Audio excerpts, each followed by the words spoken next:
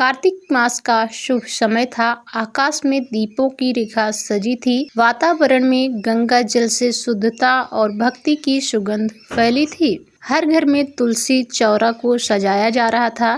कहीं नारियल रखा जा रहा था, कहीं चूड़ियां और कहीं चुनरी चढ़ाई जा रही थी। देव उठान एकादशी का दिन था। श्री हरि विष्णु योग निद्रा से जागे, उनके साथ संपूर्ण सृष्टि में मांगलिक कार्यों का शुभारंभ हुआ।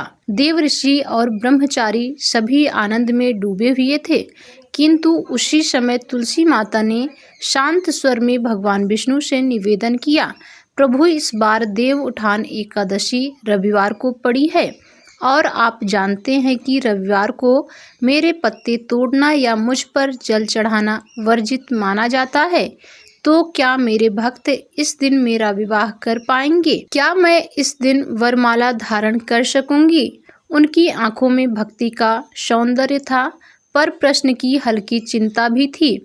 श्री हरि मुस्कुराए। उन्होंने अपने चारों हाथों से आशीर्वाद देते हुए कहा, प्रिय तुलसी, जब तक पृथ्वी पर भक्तों के हृदय में भक्ति की ज्योति जलती रहेगी, तब तक तिथिवार या मुहूर्त उनका मार्ग नहीं रोक सकता। रविवार को तुम्हारे भक्त यदि केवल जल का छींटा देकर, दीप जलाकर और मन में विवाह का संकल्प लेकर तुम्हारा पूजन करे तो वह भी मेरे लिए उतना ही प्रिय होगा जितना विधि पूर्वक किया गया विवाह। और जो भक्त सोमवार, द्वादशी, त्रयोदशी, चतुर्दशी अथवा कार्तिक पूर्णिमा को विवाह करेंगे, उन्हें भी समान फल प्राप्त होगा, क्योंकि मैं फल को नहीं भक्त की भावना को देखता हूँ। भगवान के इन वचनों को सुनकर तुलसी माता का मुख प्रभामंडल से दमक उठा और उन्होंने कहा, प्रभु तब मैं इस बार भी अपने भक्तों के आंगन में सजूंगी, फिर वे चाहे रविवार को मेरे चरणों में दीप रखें या सोमवार को मुझ पर चुनरी चढ़ाएं।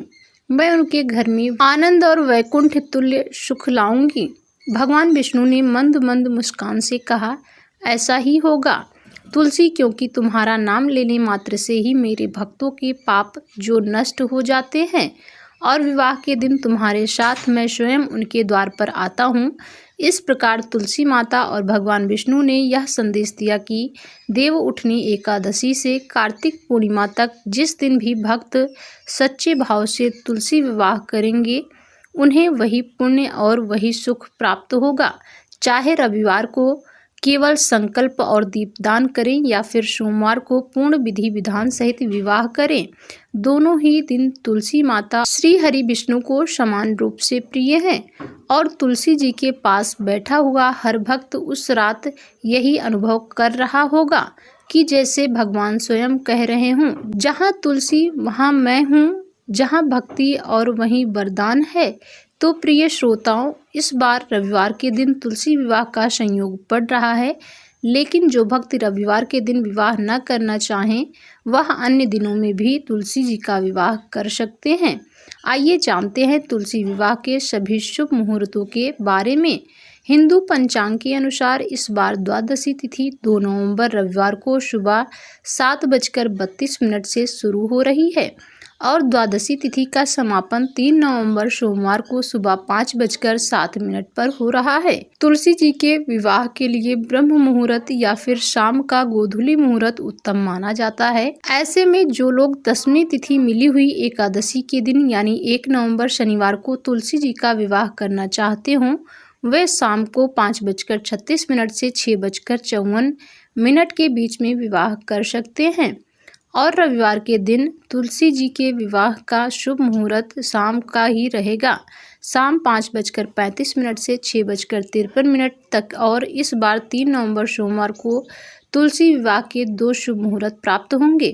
पहला शुभ मुहूर्त 4:51 सुबह से 6:52 तक रहेगा और शाम का मुहूर्त रहेगा शाम 5:34 से 6:52 तक। इसके बाद 4 नवंबर मंगलवार को वैकुंठ चतुर्दशी के दिन सुबह 4:51 से 6:35 तक और दूसरा शाम को 5:34 से 6:52 तक रहेगा। और 5 नवंबर बुधवार को सुबह 4:52 से 6:36 तक और शाम को 5:33 से 6:51 तक तुलसी विवाह का उत्तम मुहूर्त रहेगा। और इस दिन कार्तिक पूर्णिमा है और कार्तिक मास की समाप्ति भी होगी। प्रेम से बोलिए श्री हरि विष्णु भगवान की जय, तुलसी मैया की जय। ये थी तुलसी विवाह से जुड़ा सभी शुभ मुहूर्तों की विशेष जानकारी।